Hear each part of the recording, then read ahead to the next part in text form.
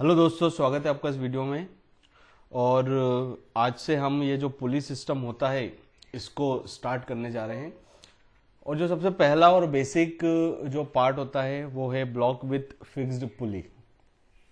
इसके बाद next video में हम देखेंगे inclined plane with fixed pulley, फिर ब्लॉक विथ मूवेबल पुली, और जो लास्ट होगा वो होगा इंक्लाइंड प्लेन विथ मूवेबल पुली।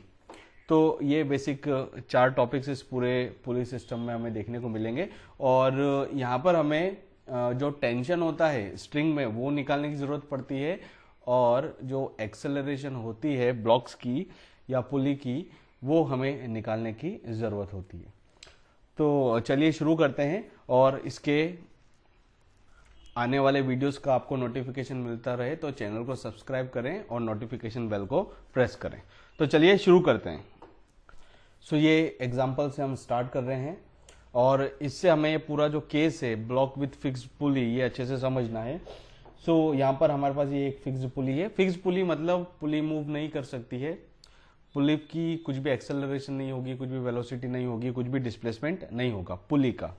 और हमारे पास एक स्ट्रिंग है जिससे एक साइड पे मास m1 कनेक्टेड है और दूसरी साइड से मास m2 कनेक्टेड है। और यहाँ पर हम मान लेते हैं कि जो m1 है वो मास बड़ा है किससे, m2 से।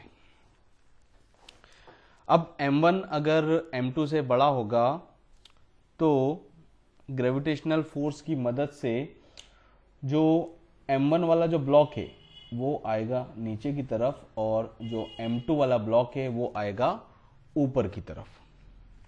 अब इस पूरे इनका जो मोशन है m1 और m2 का, इसके लिए हमें एक्सेलरेशन फाइंड करनी होगी। अब क्योंकि जो ब्लॉक m1 और m2 है ये दोनों सेम ही स्ट्रिंग से अटैच्ड है, तो जो एक्सेलरेशन m1 की होगी वही एक्सेलरेशन m2 की भी होगी। अगर स्ट्रिंग सेम है तो एक्सेलरेशन ब्लॉक्स की भी क्या रहेगी, सेम रहेगी। अब बात करते हैं टेंशन फोर्स की। तो जो टेंशन फोर्स होता है वो हमेशा पॉइंट ऑफ कांटेक्ट से परपेंडिकुलरली ऑपोजिट डायरेक्शन में लगता है। जैसे कि ये जो ब्लॉक m2 है ये उसका पॉइंट ऑफ कांटेक्ट हो गया, तो यहाँ पर जो टेंशन फोर्स होगा उसका डायरेक्शन ये होगा, और जो मास m1 है उसके पॉइंट ऑफ कांटेक्ट से हम परपेंडिकुलर ऑपोजिट डायरेक्शन में यहाँ पर ये टेंशन फोर्स का डायरेक्शन होगा। और जैसा मैंने आपको बताया कि अगर स्ट्रिंग सेम रहेगी तो उसमें एक्सेलरेशन जो ब्लॉक्स की है वो सेम रहेगी, और जो टेंशन फोर्स होगा वो भी क्या रहेगा, सेम रहेगा। अब इन दोनों ब्लॉक्स का अलग अलग फ्री बॉडी डायग्राम बनाकर हम जो टेंशन होगी उनमें वो निकालेंगे और जो एक्सेलरेशन है वो निकालेंगे। यहाँ पर ये जो ब्लॉक m1 है इसका फ्री बॉडी डायग्राम मैंने यहाँ पर बनाया है। जो भी फोर्सेस उस पर एक्ट कर रहे हैं ना साइमल्टेनियसली, वो सब हमें यहाँ पर शो करना है। तो ऊपर की डायरेक्शन में टेंशन फोर्स और ग्रेविटेशनल फोर्स नीचे की डायरेक्शन में m1g, और एक्सेलरेशन हमने जो यहाँ पर कंसिडर करी थी वो यहाँ पर लिख दी है मैंने। अब यहाँ पर हमें इक्वेशन लिखनी है। तो हमेशा जो मैं आपको बता दूं कि जो अनबैलेंस्ड फोर्स होता है वो हमेशा प्रोड्यूस करता है एक्सेलरेशन।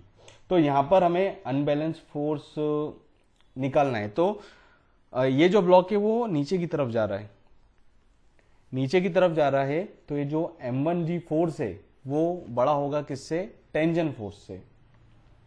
तो m1g फोर्स, इसका अगर अपन डिफरेंस ले टेंशन फोर्स से तो हमें अनबैलेंस्ड फोर्स पता पड़ जाएगा, और वो अनबैलेंस्ड फोर्स जो होगा वो बराबर होगा m1 इंटू ए के बराबर। ये पहला जो ब्लॉक m1 था इसका यूज करके एक इक्वेशन हमने लिखी। और अब ये सेकेंड वाला ब्लॉक लेते हैं। तो ये सेकेंड ब्लॉक का फ्री बॉडी डायग्राम है। यहाँ पर टेंशन फोर्स और जो ग्रेविटेशनल फोर्स है जो एम्प्टी ब्लॉक पे लग रहा है वो यहाँ पर प्लॉट कर दिया। अब ये जो ब्लॉक है वो ऊपर की तरफ जा रहा है, ऊपर की तरफ जा रहा है, इसका मतलब क्या होगा कि जो टेंशन फोर्स है वो बड़ा होगा किससे, m2g से। तो यहाँ पर जो अनबैलेंस फोर्स है वो किसके बराबर हो जाएगा, t माइनस m2g, और ये जो अनबैलेंस फोर्स है वो बराबर होगा m2 इंटू ए के बराबर। अब ये दो इक्वेशन हो गई हमारे पास और दो वेरिएबल्स है। तो अगर हम इन दोनों इक्वेशंस को ऐड करें तो जो एक्सेलरेशन है वो डायरेक्टली यहाँ पर हम निकाल पाएंगे। तो इन दोनों को हम ऐड कर देंगे तो हमें मिलेगा m1g minus m2g equals to m1 plus m2 into a, और जो एक्सेलरेशन है वो बराबर हो जाएगी m1 minus m2 upon m1 plus m2 into g। ये आ गई है एक्सेलरेशन। नेक्स्ट हमें जो टेंशन है वो निकालनी है। तो एक्सेलरेशन की जो वैल्यू इन दोनों में से कोई सी भी इक्वेशन में हम पुट कर दें तो हमें टेंशन पता पड़ जाएगा।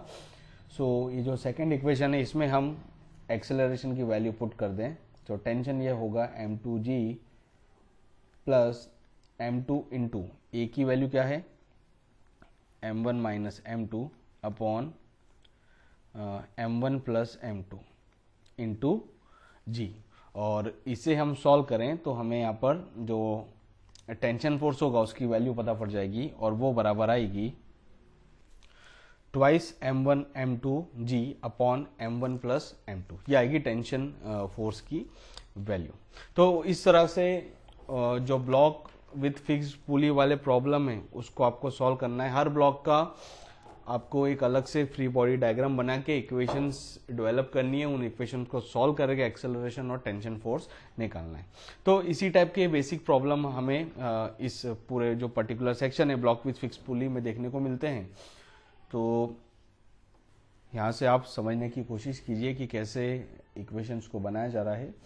सो I hope that this video will be helpful for you all. और आपको वीडियो पसंद आता तो आप उसे लाइक कीजिए, शेयर कीजिए। चैनल पर नए हो तो सब्सक्राइब करना ना भूलें, नोटिफिकेशन बेल को प्रेस करें ताकि जैसे ही नया वीडियो अपलोड हो आपको तुरंत उसकी इन्फॉर्मेशन मिल जाए। Thank you so much. Thank you for watching.